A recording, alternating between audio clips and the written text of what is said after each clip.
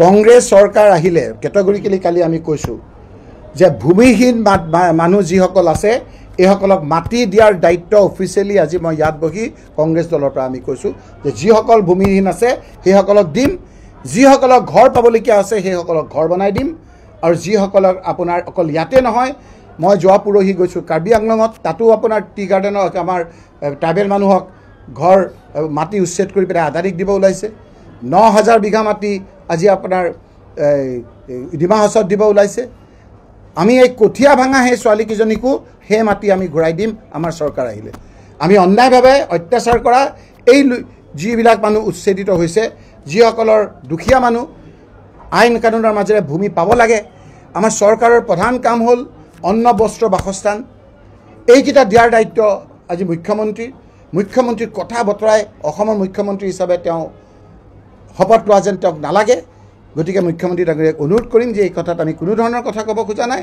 আপুনিয়েই চবতকৈ ডাঙৰ মানুহ, আপুনি এই যিটো এই দুখীয়া মানুহৰ ঘৰ ভঙা এই কথাবিলাক আপোনালোকে বন্ধ কৰক। উত্তৰ বিলাচীপাৰা যিটো অসমত চাপৰ বুলি কৈছে, সেই অঞ্চলত যিদৰে নিম্নম দুখীয়া লোকসকলৰ ওপৰত বুলডেজাৰ চলাই দানৱীয় পদ্ধতিৰে ঘৰ ভাঙি দি মানুহৰ হাহাকাৰ সৃষ্টি হৈছে, সেই লোকসকলক খবৰ ল'বৰ কাৰণে আহিছিলোঁ। মই অহাৰ পিছত এনেদৰে এটা যুদ্ধকালীন প্ৰস্তুতি দেখিলোঁ এডমিনিষ্ট্ৰেশ্যনৰ। ইমান পুলিচ যুদ্ধৰ সময়তো কিছু নাহে, আমাক আগবাঢ়ি ধৰিছে আৰু ভিতৰত সেই দুখীয়া লোকসকলক খবৰ ল'বলৈ যোৱাত আমাক বাধা দিছে। কিন্তু আমি যেতিয়া ক'লোঁ যে আপোনালোকে যদি গাড়ী দি যাব নিদিয়ে, আমি মটৰচাইকেলেৰে যাম, খোজকাঢ়ি যাম, তেতিয়া আমাক তেওঁলোকে যাবলৈ দিবলৈ বাধ্য হ'ল। তাত গৈ যিটো দেখিলোঁ, একেবাৰে হৃদয় নথকা, অন্তৰ নথকা মানুহৰ মুখত কানি উঠিব। হাহাকাৰ লাগিছে মানুহবিলাকৰ, মহিলাসকল, সৰু সৰু বাচ্চা, ভৰি নাই, বিকলাংগ, চকু নাই, অন্ধ, সেই লোকসকলেও কি হৈছে বহুতে দেখাই পোৱা নাই। অন্ধ লোকসকলে কিন্তু বিননিত থাকিব পৰা নাই। মহিলাসকলে কান্দিছে যে আমাৰ ঘৰ বাৰীও ভাঙিছে, আমাৰ খাবলৈও নাইকিয়া।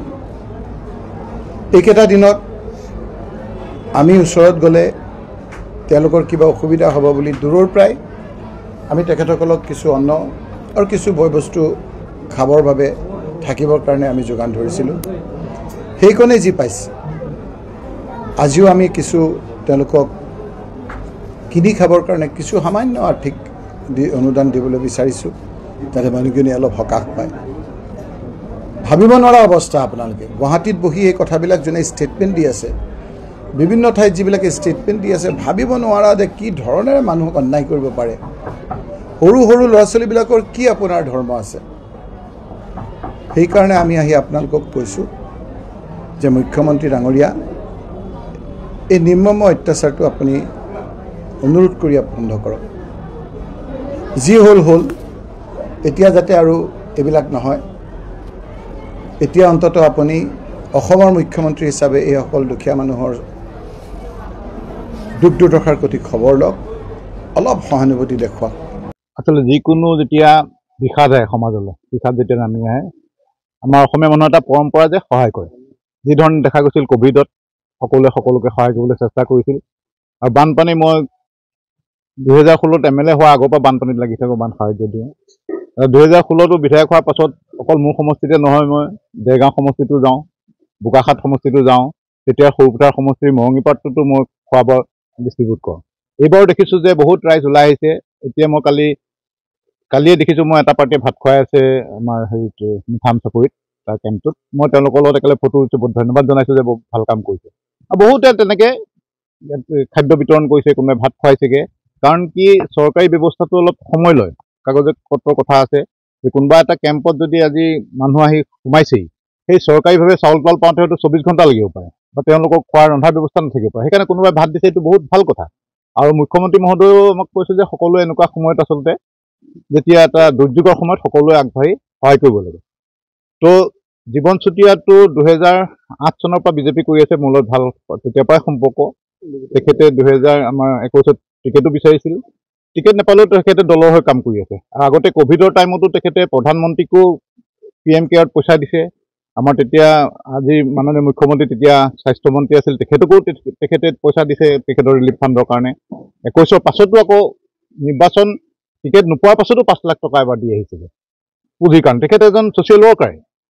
তো মই তেখেতে মোক সুধিলে যে আপোনালোকৰ ফালে ভাল চলি আছে, মই দেখি আছোঁ, মই একো কৰিব পৰা নাই। বোলো কিয়?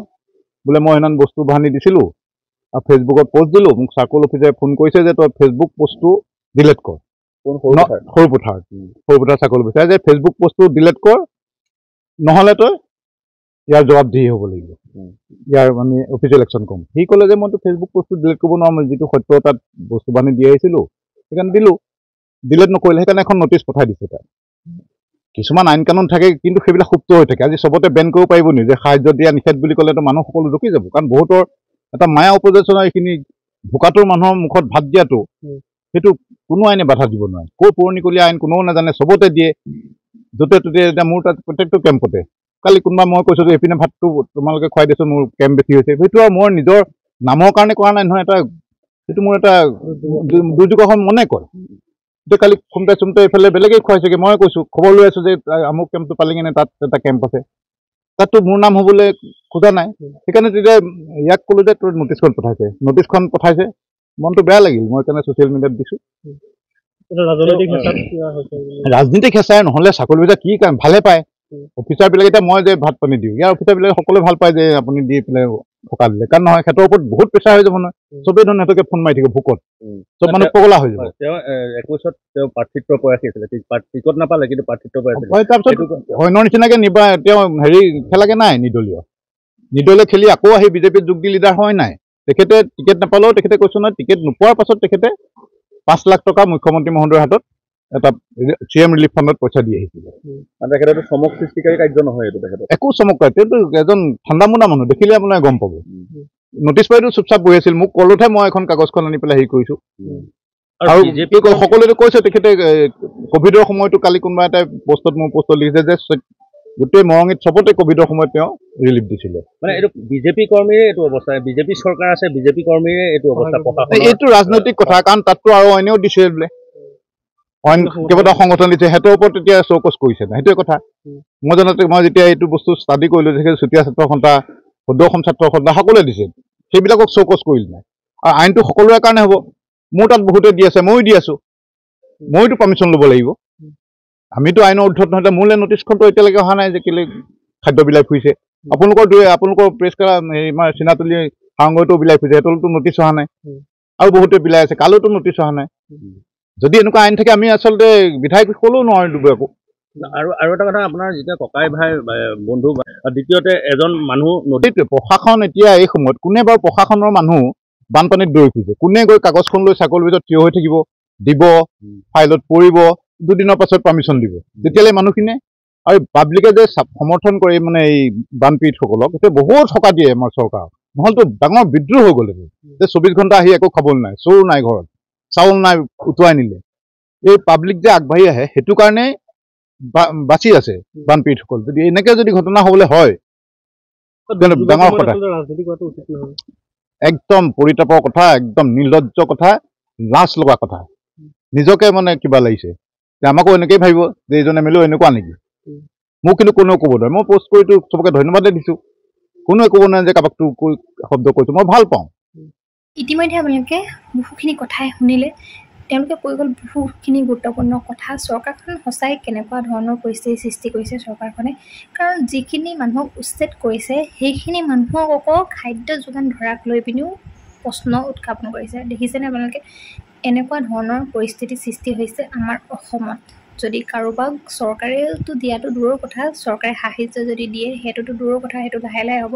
কিন্তু সাধাৰণ ৰাইজে যদি তেওঁলোকক সহায় কৰিব গৈছে, তাকো লৈ পিনি মানে প্ৰশ্ন উত্থাপন হৈছে। যদি তেওঁলোকক উচ্ছেদিত মানুহখিনিক যদি ৰাইজে নিদিলে হয়, তেতিয়াহ'লে কি হ'ল হয়, তেওঁলোকক খাবলৈ নাপায় থাকিলে হয়। যদিহে আপোনালোকে অনুষ্ঠানটো চাই ভাল পালে, সকলোৰে মাজত ভিডিঅ'টো শ্বেয়াৰ কৰি দিব, লাইক এটা কৰি দিব, কমেণ্ট কৰিবলৈ নাপাহৰিব। ভিডিঅ'টো সম্পূৰ্ণ চোৱাৰ বাবে সকলোলৈ বহুত বহুত বেছি ধন্যবাদ।